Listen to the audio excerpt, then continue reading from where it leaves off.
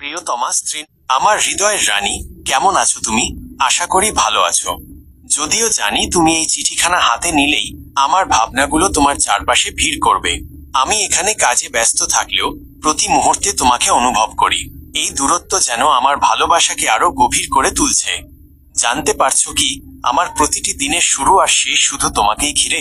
যখন তুমি পাশে থাকো, জীবনটা যেন এক সুরে বাঁধা গান হয়ে যায়। তোমার মিষ্টি হাসি, যত্নশীল স্পর্শ আর ছোট ছোট অভিমানগুলো সবই আমাকে মুগ্ধ করে রাখে।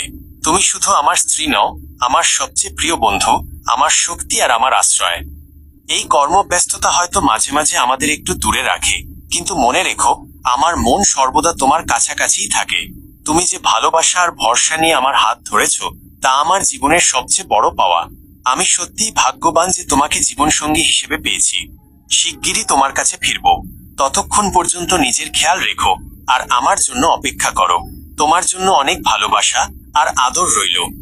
ইতি, তোমারই ভালোবাসার স্বামী।